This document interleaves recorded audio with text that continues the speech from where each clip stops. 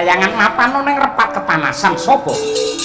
Ambuh marang aku iki Dewa Amrawe dewa cilik sapa? Bathara penyarian. Ana parigawe apa? Dewa iso njejekne adil apa ora? Iso njejekake hukum apa ora? Janji ora bisa adil, ora bisa njejekake hukum. Kayuwangan tak ora arek ilang nyawamu. Ya gelak limpamu. Minggat piye ya?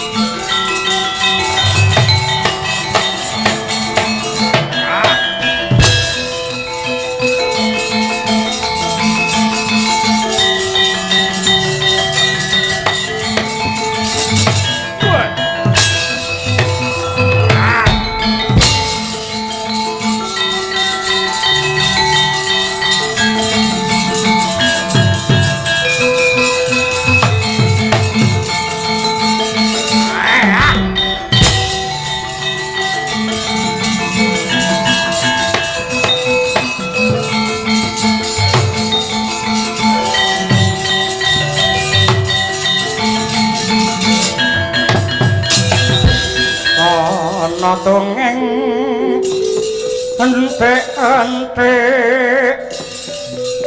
si penunggal patek nono panunggul apa dosane dosa ngungkulisa sama pocoti ndak kewalat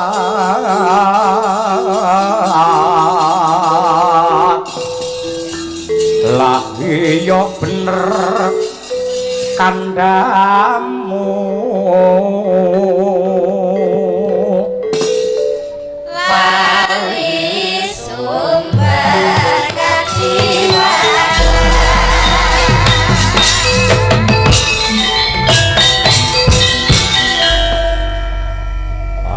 pawongan gagah gedhe dhuwur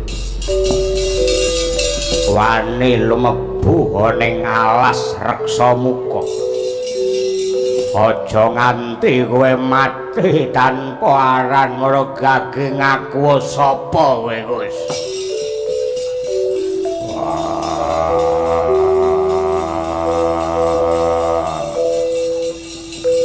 Anggak Pandhawa wong Jodipati seswani Guru Durna jenengku Bratasena krembyah-krembyah wujude buta ning tengah alas sapa lek nomripatmu jerengen gobokmu iki sing mbau reksa alas reksa muka Gunung Candramuka dene kang dadi aranku ya kuwi Rukmakala.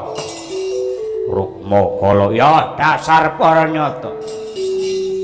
Ana sedya apa kowe iki tanpa taren karo sing mbau reksa wing ngrubuhke kekayon ndungkeli watu gedhe rusak karo pepasrening wana.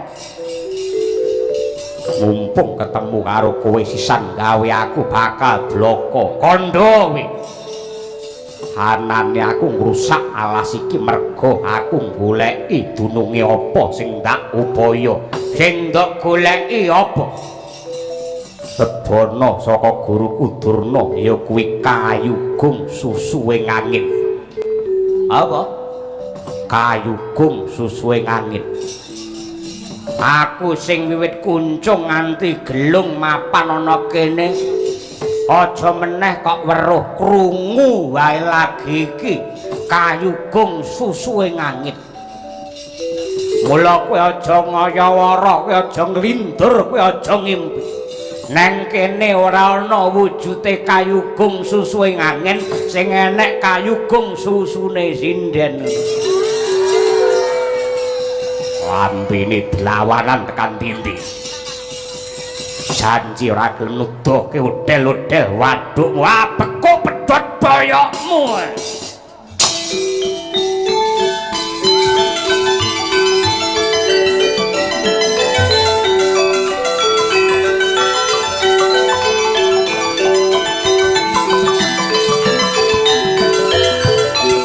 mangka angro sesumbar lindhu getar bumi konjing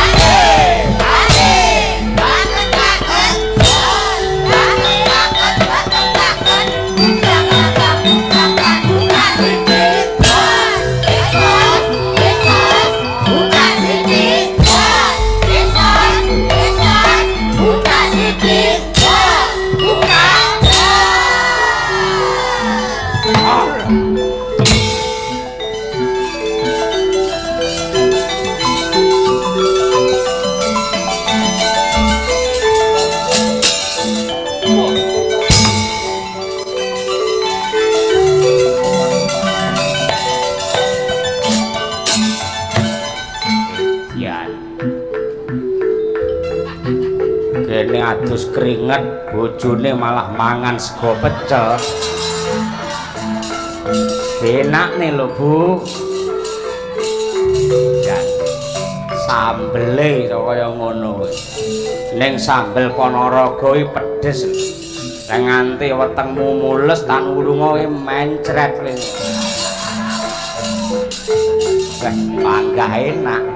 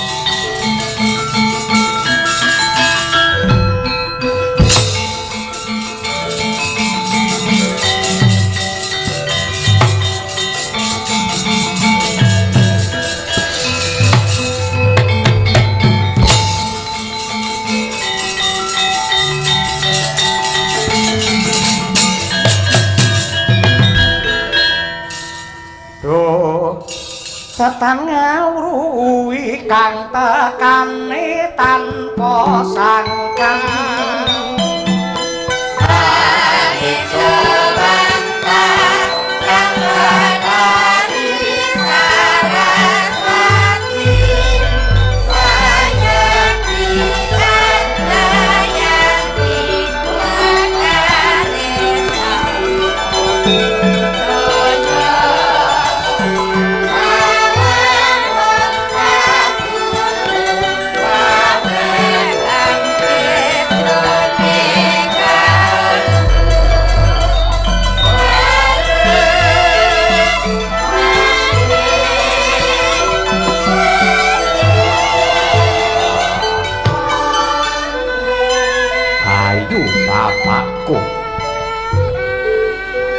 basaku katur marang panjenengamu Bayu bapakku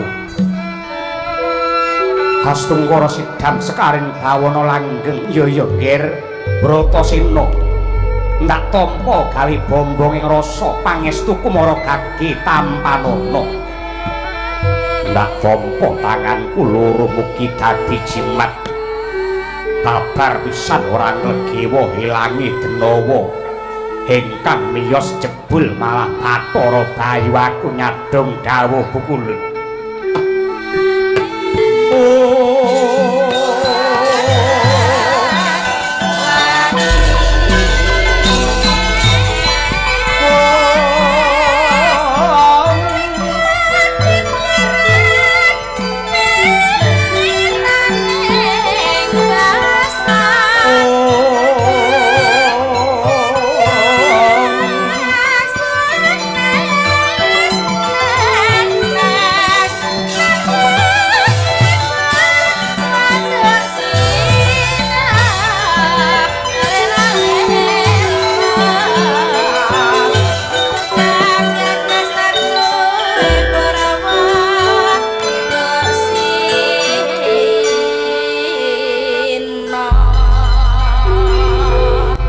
Kanjeng nayakane ngret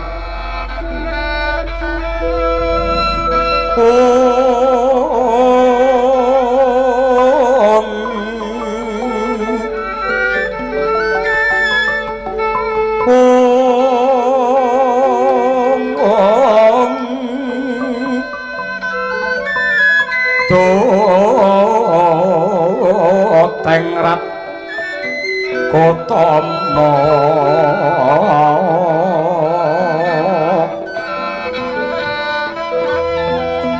manggo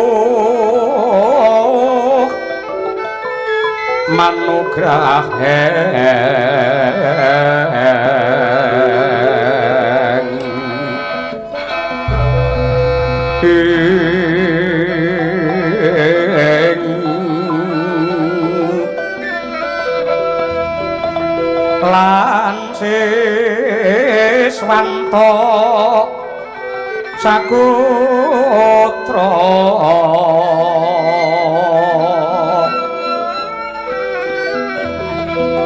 tang Usminoyo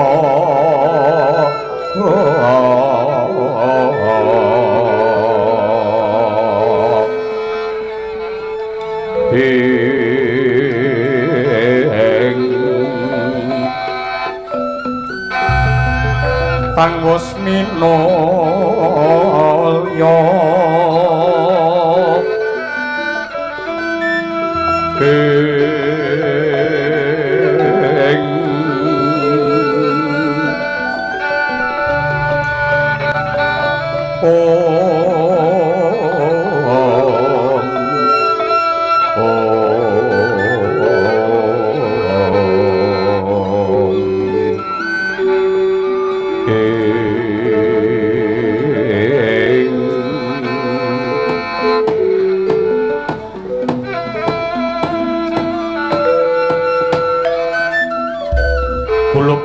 Sino Purhanana Yonggir yektine Denawa Rukmakala iki mau dumadi saka kemayan ulun lan apa ta sebabe alas iki sinebut Reksamuka ewadene gununge ing aran Candramuka yektine kuwi ngemu piwulang ingkang becik reksa tegese ngopeni muka tegese praupan menungso ngopeni praupan tegese sesuci sarta dandane tumindak lan pakartine atine kudu ginawi resik yen wis resik lair batine banjur sowan ana ngarsane Gusti munggah ana ing Gunung Candramuka candra tegese rembulan muka tegese praupan menungso lamun to gelem tuwajuh pangidepe cipta anggene manembah lawan Hyang Agung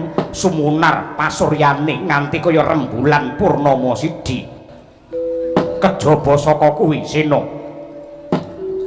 apa kang dikersakake dening Guru Mudurna ingkang sinebut Kayugung Susuing Angin yektine kuwi cangkriman dene gandeng jeneng kita ora bisa mbatang ndok rewangi ngrusak karo kahanane alas iki mau kayu tegese kayun kayun kuwi maknane karep gung tegese gedhe susuing angin tegese mlebu metune napas utawa bajra hirawana lamun to menungsa bakal nindakake panembah nyambung rasa kelawan Gusti ingkang Maha Kuwasa kudu diwiwiti saka aringing napas lereme pancandriya lan uga tentreme pamikir mula kang mangkono aja klera-kleru sadurunge Bratasena nyemplung goleki wujude banyu suci Puruhita Sari leremno batinmu sumelehno pikirmu aja nganti kemrungsung sarta grusa-grusu ndak kesluru marang dalan kleru saranane wong yen luhung petak lopo kurang guling elinga solagat miko yen wacana kudu manis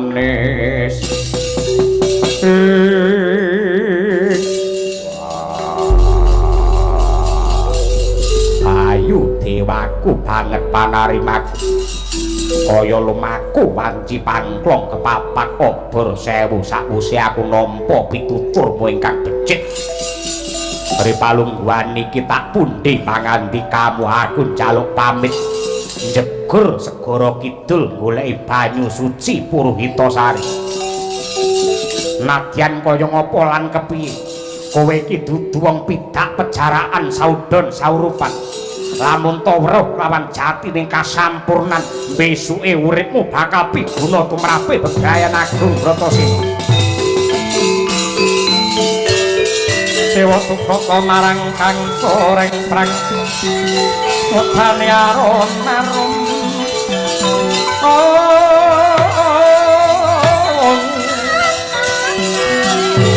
Kanwe ngawian Napa ngapalan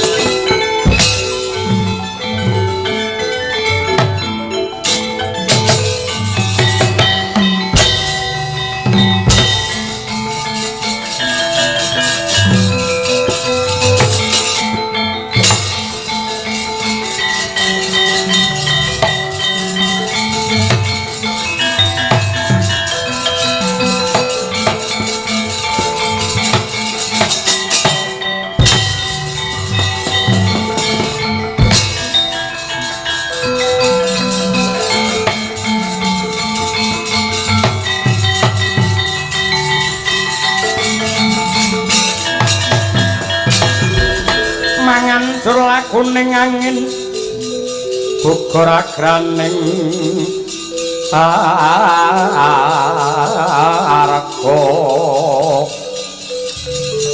kura-kur nitoreh akiri-kiri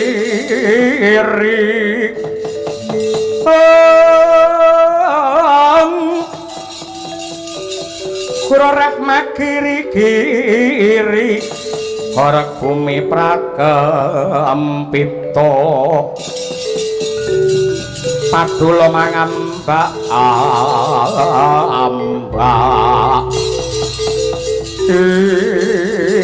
jegrek nganti kaya tugu Sinukarta Panenggih panenggak Pandhawa Dyan Bratasena Dupi wis praptenganing tepining samudra kidul ngulat glaring samudra ingkang biru nglangut prasasat tanpa pagut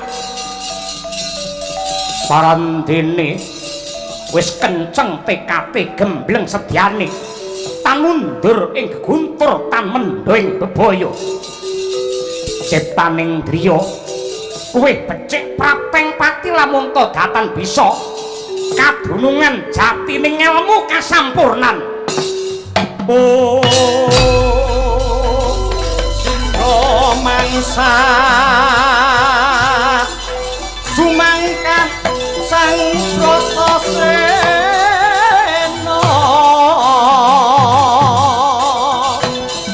nganteni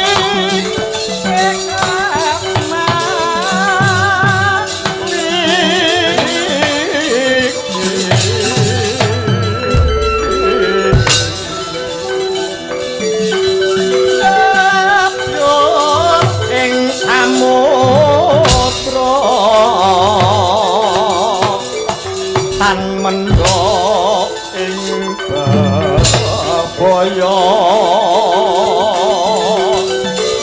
katanatne ing bilahi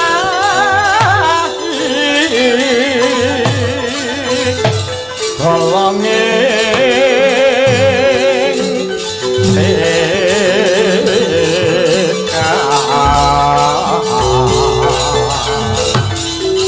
angudi kawula suci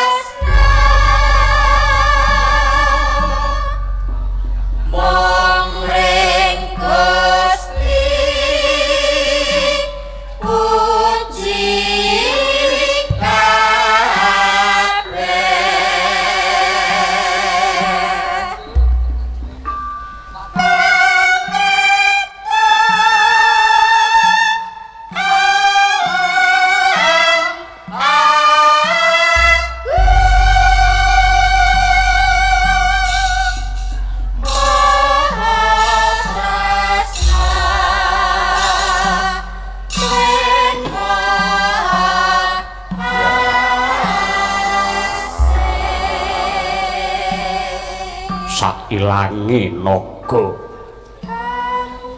Lah kok dadi ana wewujudan bocah cilik sing sumunar mawa cahya. Mapan ana ing kene kowe iki sapa? Bong ilahing awik namastu namasidam muga rahayu sagung dumadi.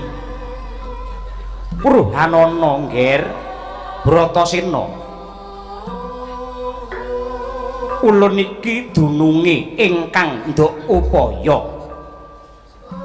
Ulun iki ya Bratasena, Bratasena yektine ya ulun. Dene jeneng kita ndangu kelawan ulun Rebu Dengrat Dewa Ruci ya Sang Ruci Bathara Bratasena.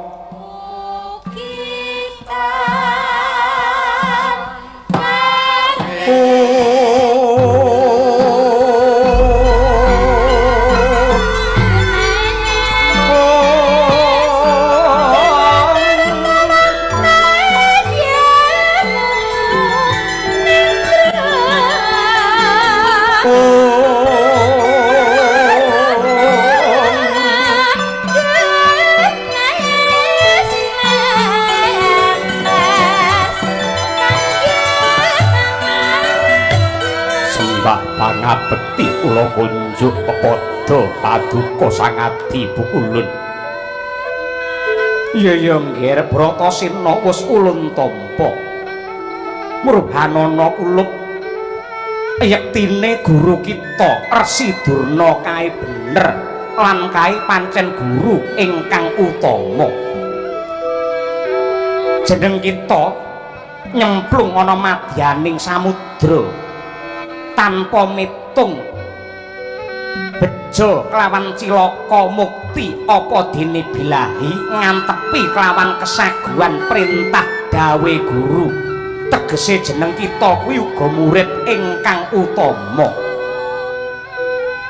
Banyu suci Puruhita Sari.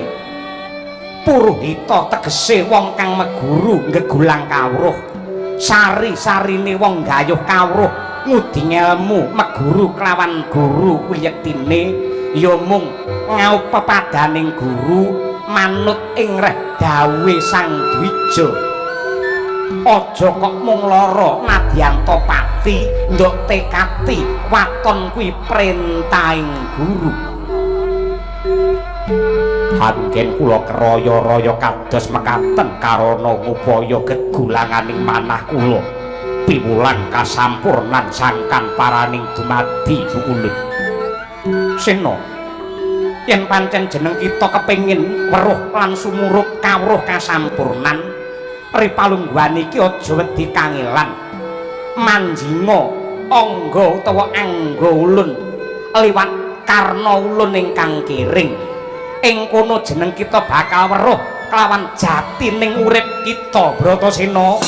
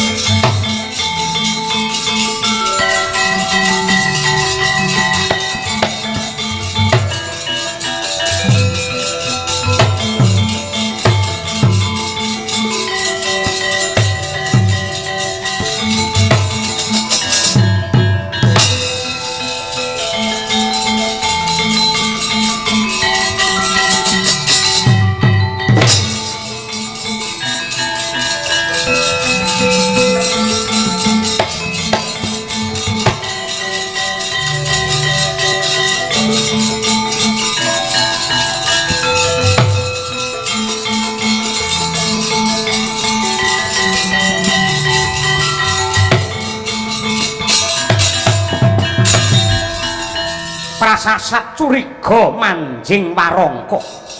Dian Bratasena manjing pring anggane Sang Ruci Bathara. Bombong tentrem kascaryan jroning galih Sang Werkudara.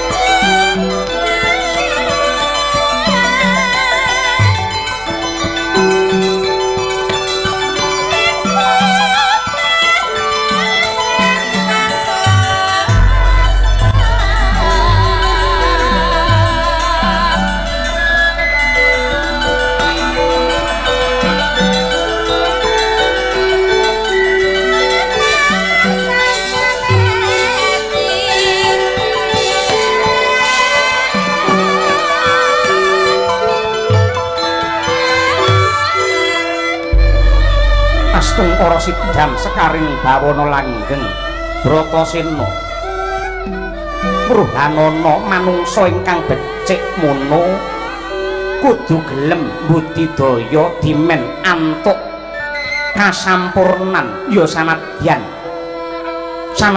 tangeh lamun menungsa bisa sampurna merga kasampurnan kuwi amung kagungane Gusti ingkang Maha Nasa lan wis cetha dawuhe pangeran manungsa iku kagungane Gusti mula bakale bali manunggal kelawan pangeran tegesipun manunggal kalian pangeran menika kados pundi Bukulun menapa menika ingkang sinebat kasuwargan mengko dhisik Bratasena apa sebabe manungsa yen wis mati kok pengin mapan ana swarga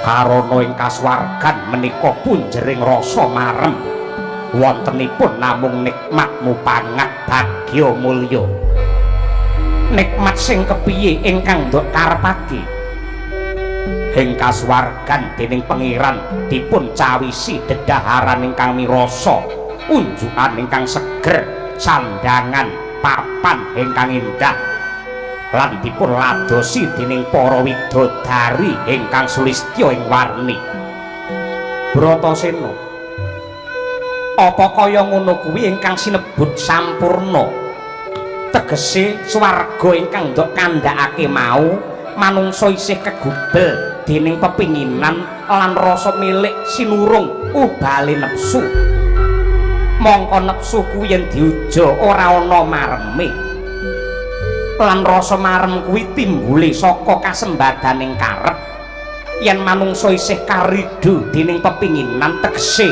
durung bisa meper kelawan kanepson yen kaya mangkono njur apa bedane urip ana donya kelawan swarga apa kaya ngono kuwi ingkang sinebut sampurna Bratasena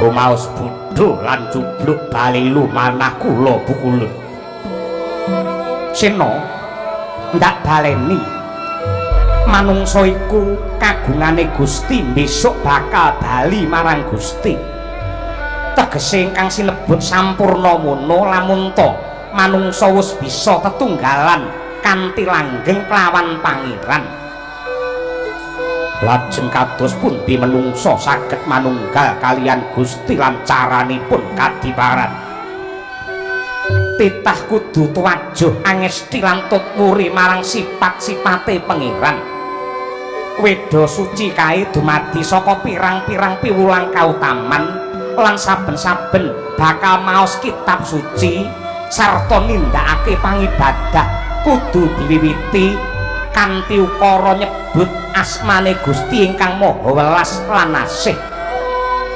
ukara mau lamun ta digegem mung kari rong tembung ya kuwi welas lawan asih mula kang mangkono supaya titah bisa nggayuh kasampurnan kudu wiwit ngipatake bebandan lan eden-eden kadonyan sarta kanepson lan uripe tansah ditanduri ngrembakane rasa welas asih marang apa wae lan sapa wae kuwi ingkang sinebut sampurna Bratasena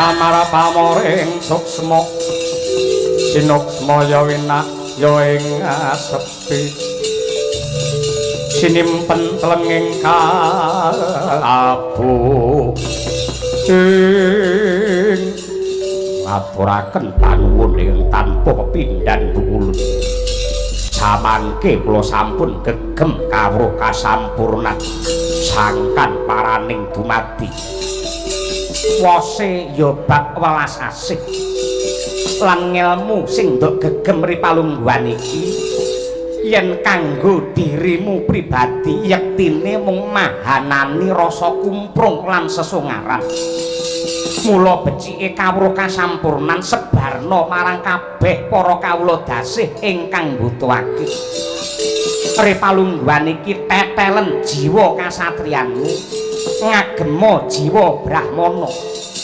jumenenga pendhita kanthi apeparap Begawan Bima Suci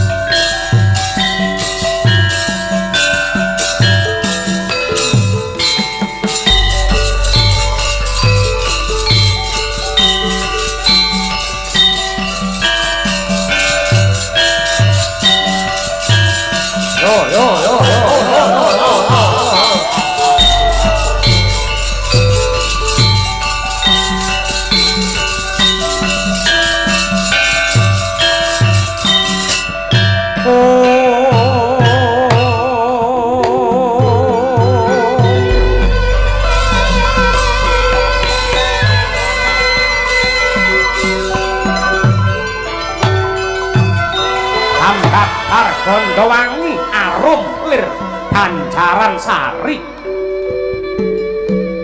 nenggih Sang Bratasena kang wis nilaraken jiwa kasatriyan hangrasuk jiwa brahmana apeparap Sang Bima Suci ya Bima Sekti lon-lonan jumangkah jangkeng suku sinartan puji dikir kidung suci mantra rahayu dedepok wonten ing pertapan Arga Kailasa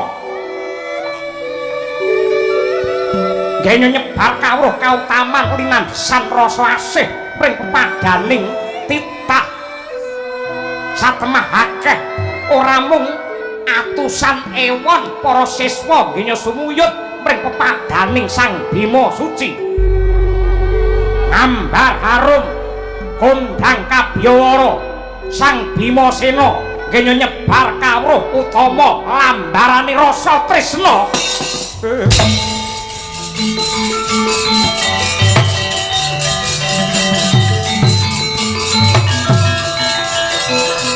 Bima Suci Bima Suci Bima Suci Bima Suci Bima Suci Bima Suci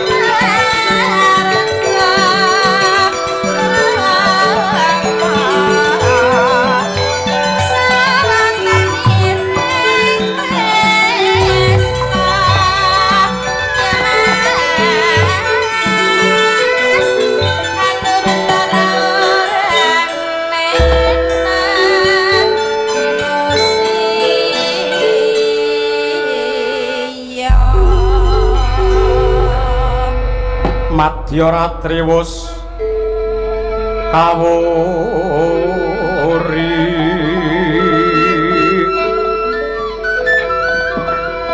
Nyuwang candra warna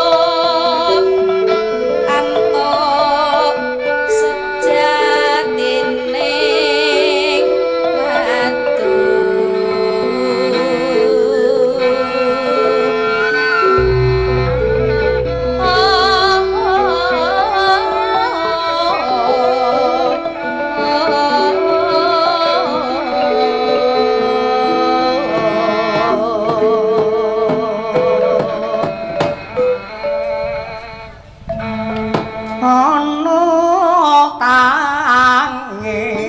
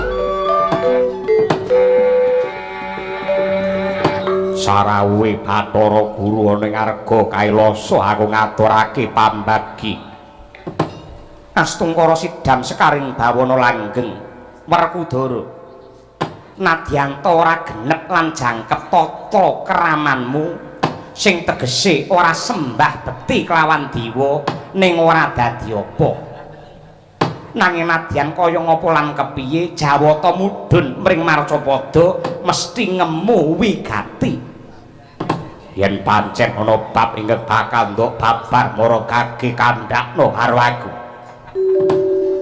Werkudara muruhanana ana bab ingkang bakal ndak takonake magepokan kelawan anggon kita madheg Brahmana ana ing Arga Kailasa kanthi apeparap Resi Bima Suci yektine apa sing ndok gayuh apa sing ndok karepake Sena Dewa ki jare pinter, dewa ki jare waskita.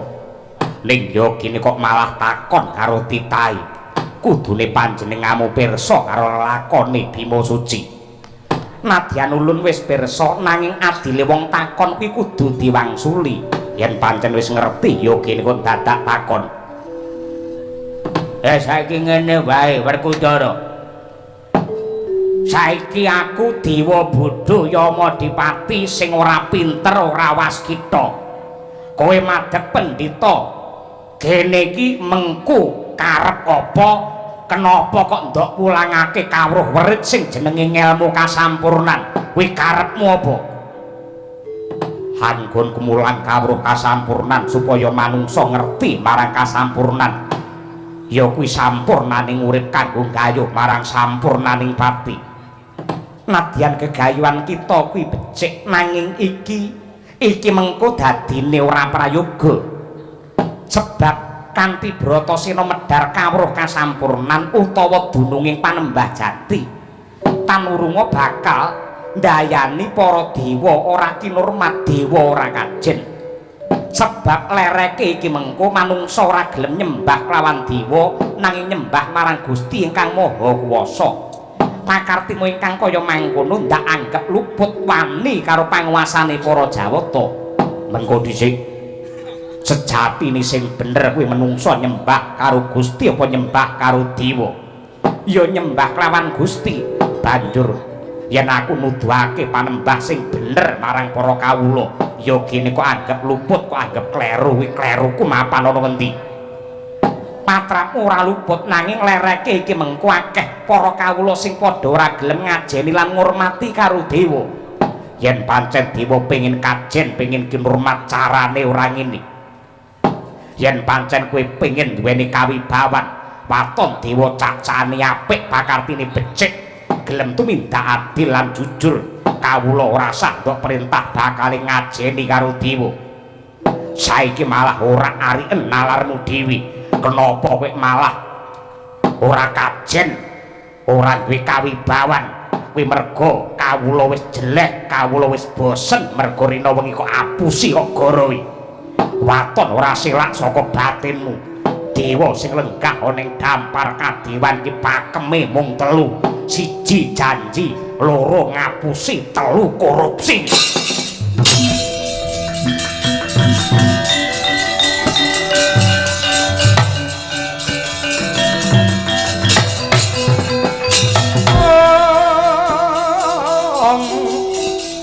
rakyat risang kapirangu rinangkul kinempit kampit Werkudara yen ndak rasa patrapmu murang tata paribasan ngepel marang mustakaning Jawata tumindakmu tanpa beda karo geranganmu biyen bapakmu biyen wani nitih Lembandini titian ulut lah kok Ripalungguhan iki ditiru karo anake lanang wani lawan panguwasaning para dewa marma kang kaya mangkono Yamadewati wonten dawuh Bu Ulun aja wedi kangelan rangketen Bima Suci banjuten cemplung nono madyaning kawah Candra Dimuka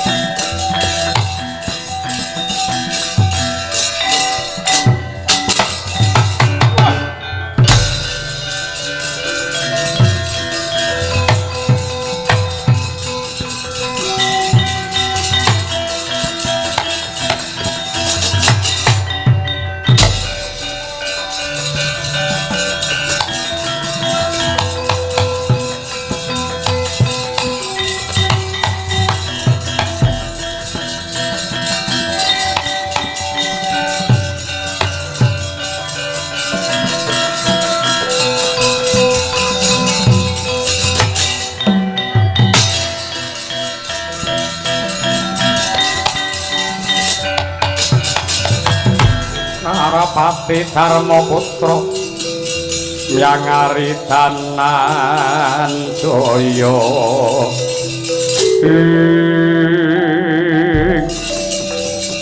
Kyai Badranaya sumengka pengawak bojo ana parigawe apa Kyai Semar nuwun sewu sinuwun Prabu Puntadewa kula suwun ndika ampun enak kapienak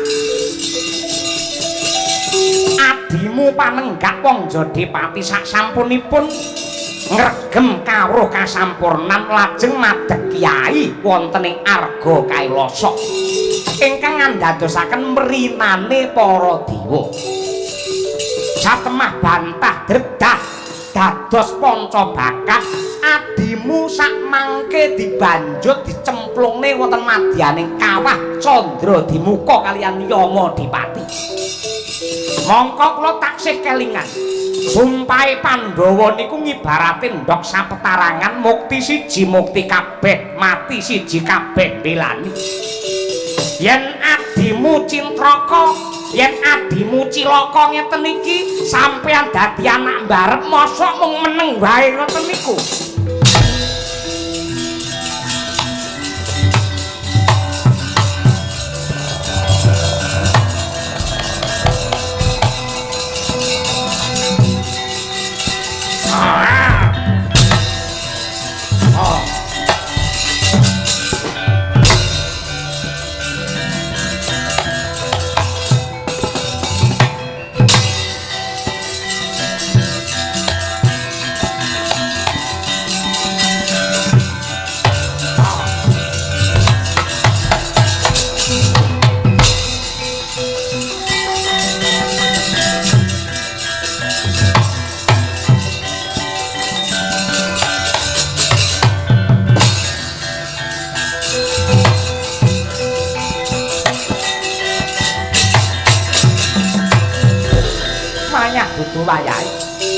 Gusta sak gunung munggah kayangan mapan ning repat kepanasan sapa?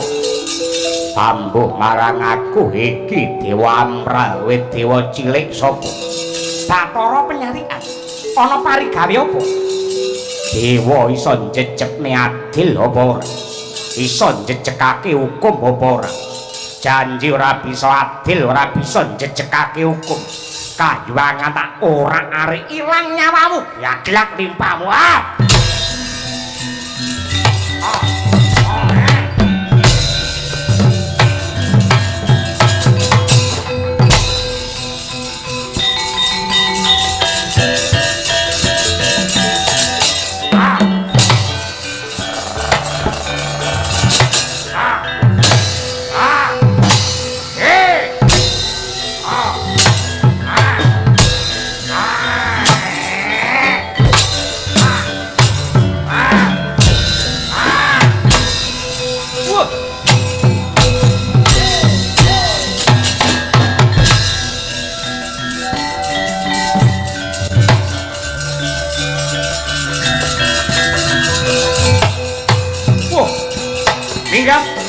Minggat piye ya?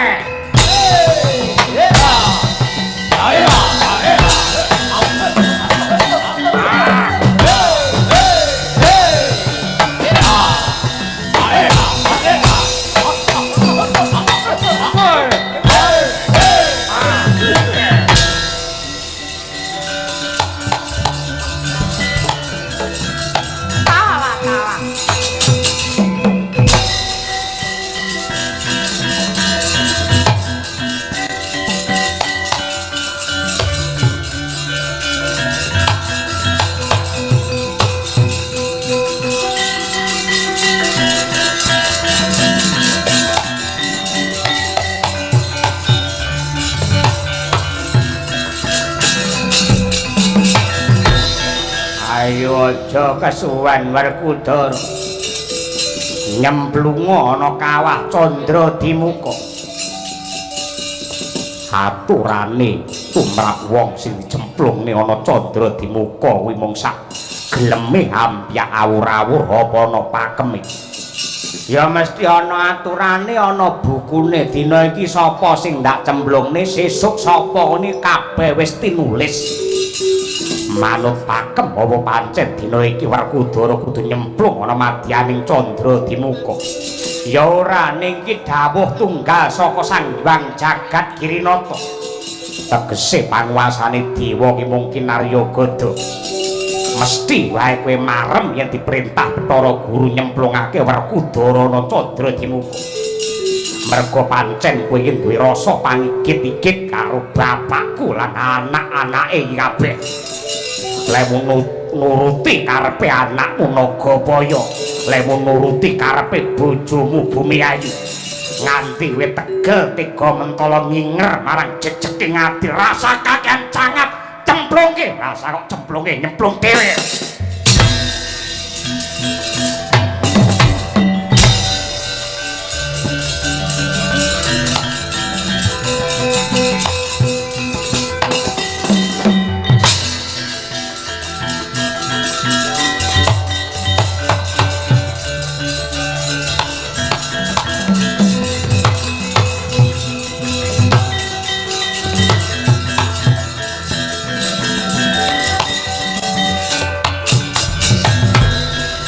Sapodo tumiling Angulati puspita medhemendak kang warni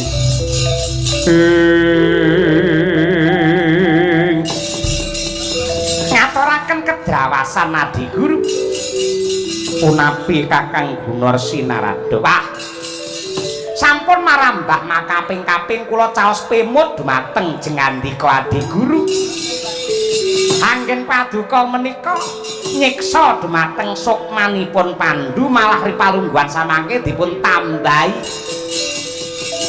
Panenggak Pandhawa ing tanpa dosa Werkudara mang cemplungke candra di muka niki mangke nglandang carang saka pucuk kriwikan dadi grojokan perkara sepele dadi gawe maknanipun kados pundi ripane buang samangke alun-alune para dewa wonten ing repat kepanasan menika geger wonten denawa saguna ing naminipun Dewa Amra ngamuk punggung Suratantaha semenipun nuntut adil dumateng para Jawata. Nadyan ta para Durandara sampun makarti parandene mboten wonten ingkang mangga puliya nuwun sewu. Menawi ndika mboten golek jago mboten minta sraya lan jejegne adil. Nyuwun pangapunten kayangan saged remuk bubuk dadi rempon di monggo wonten candra di muka.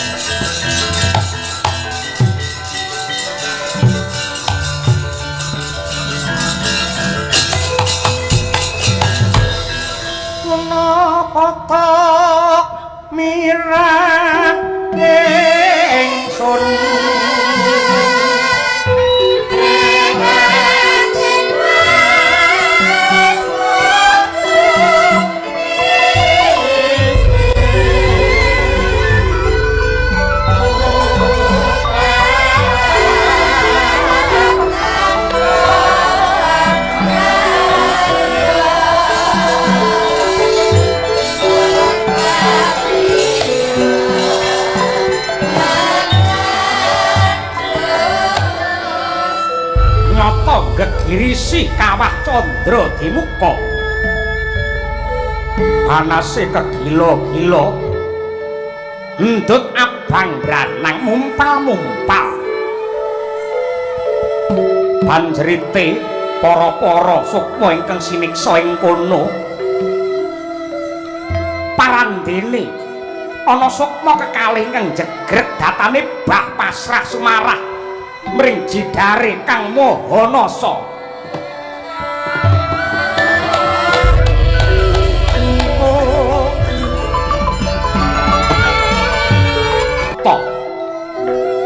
Mewah ingkang garwa Dewi Madrim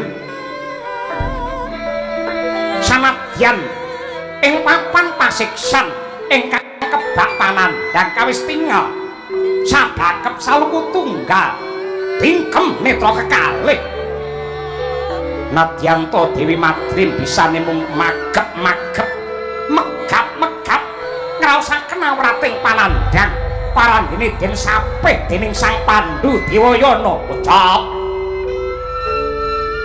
kedadak ana cahya mencorong lerengi mripat hanenggih cahyanira panenggak Pandhawa mrepeki unggane ingkang Rama ya bekti sungkem mring padane Sang Pandhu Dewayana. Oh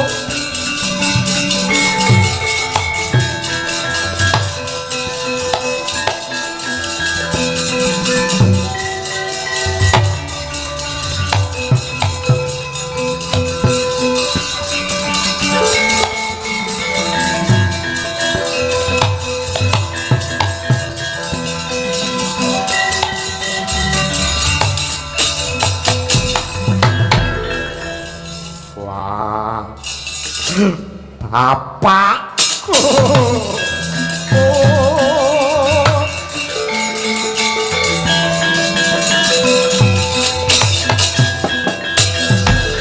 mong bagus wa pijar kuwon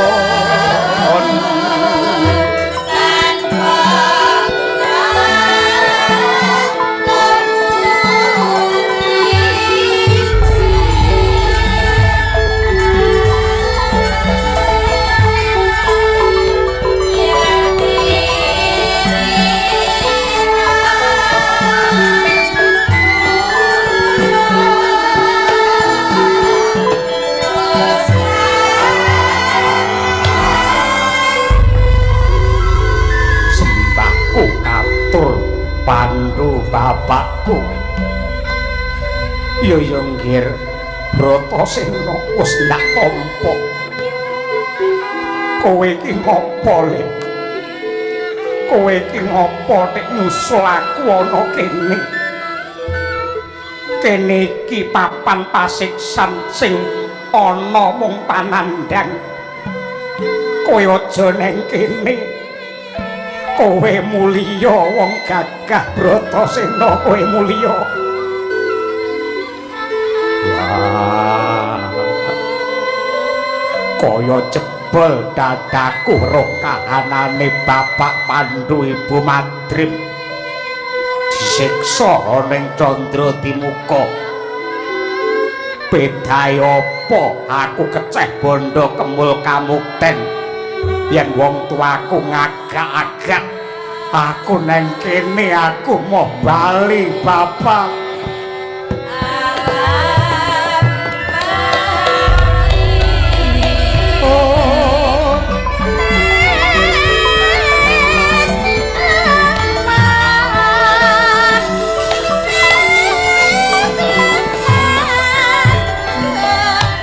Bratasena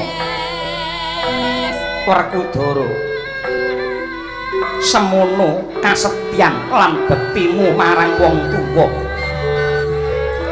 nanging ruhanana ya kuluk nadyanta pun Rama wis seda nadyanta bapakmu wis mati nanging yektine aku isih bisa nyawang kaya apa kahanane putra-putraku ing alam donya. Nadyanta pun Rama mapan ana ing pasiksan nanging rasaku marem, batinku tentrem. Merga aku nekseni karo anak-anakku sing kabeh ana alam donya tansah tekun ing panembah kusuk ing pangibadah urip mundhak rengga kanthi jiwa luhur adoh saka hambek nista merga ngene Bratasena sejatine swarga lan neraka tumrape wong tuwa kuwi dumunung ana tingkahe anak apik apa elek. Oh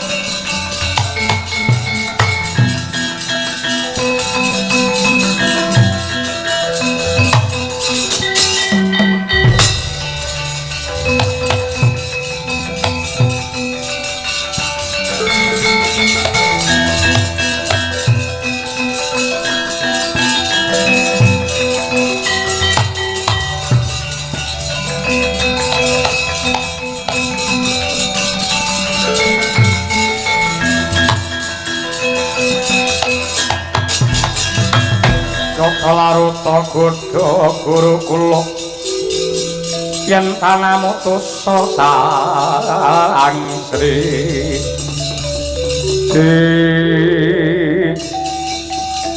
mengko tonggir Werkudara Bima Suci Bathara Guru piye ripalungguhan iki ndak batalake ndak wurungake anggenku nyiksa kelawan jeneng kita merga gedhe rasa pangeman ulun kelawan jeneng kita Werkudara gage mentasa saka ing Yomani nanging ana kewajiban sing kudu nduk tindakake semonana buta kang barang ngamuk ana repat kepanasan sing jenenge Dewa Amra ing kono sakwise kowe bisa ngundurake utawa mateni Dewa Amra kowe bakal kena bali marang negaramu mara gage mentasa kowe dadi jagone dewa Karasutir. Loh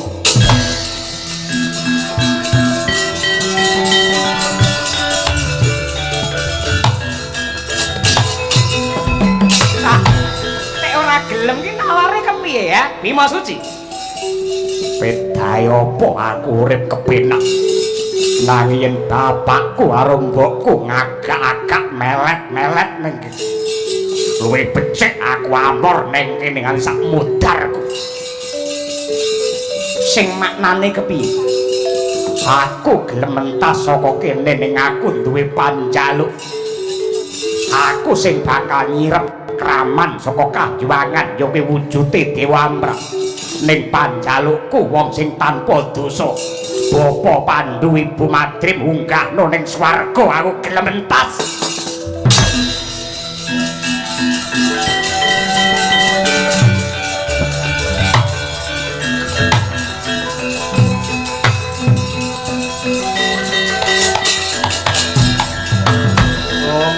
Ing awik namastu namasidhan.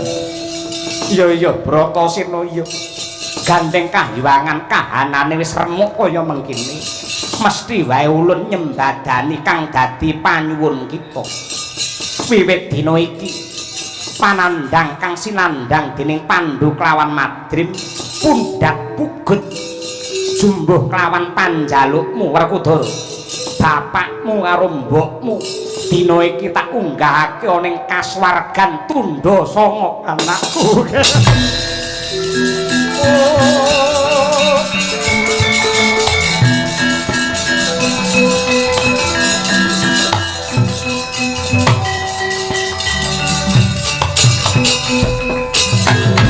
Anakku wong gagah sing ibarate aku nandur mundhut.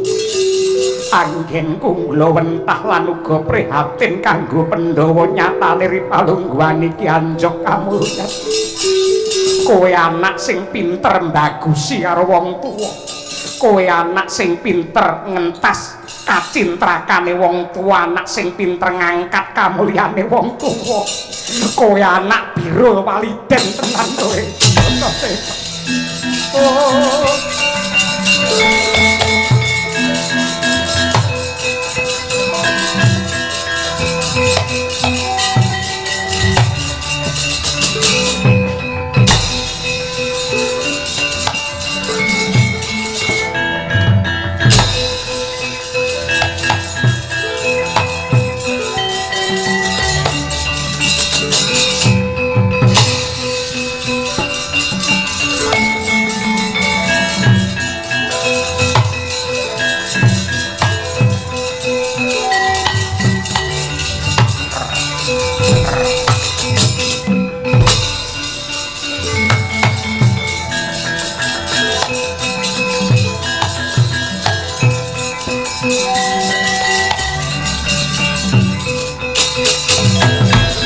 Pandhawa tata Kadewisaya Indriyaksasara Maruta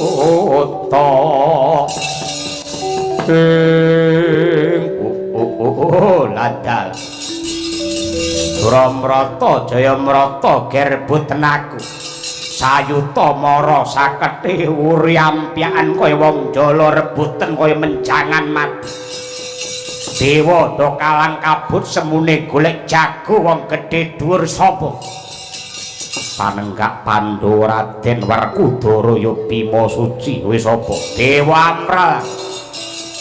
Yen kowe melu-melu eman-eman gagahmu, eman-eman gantengmu, tan urung mudhar tandangan karo Dewamra. Aku wis manggem dadi jagone dewa. Mati ya wujudi rimah palung.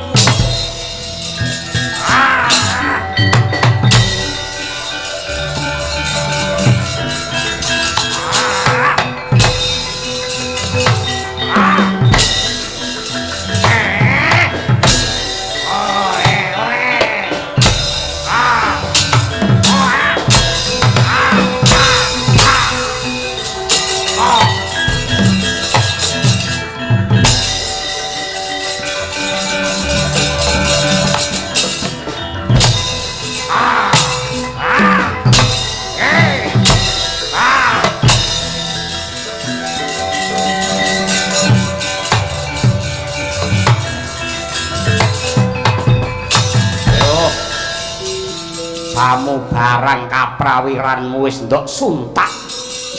Ning nyatane ora monggo puliya mati tenan kowe Werkudara. Yen pancen kowe arep mateni aku patenana ikhlas lahir batin. Kok kowe pasrah pati kaya dudu jiwa satriya. upama mati aku wis lega, aku wis marem. Merga bapake dhewe wis ning swarga dina iki.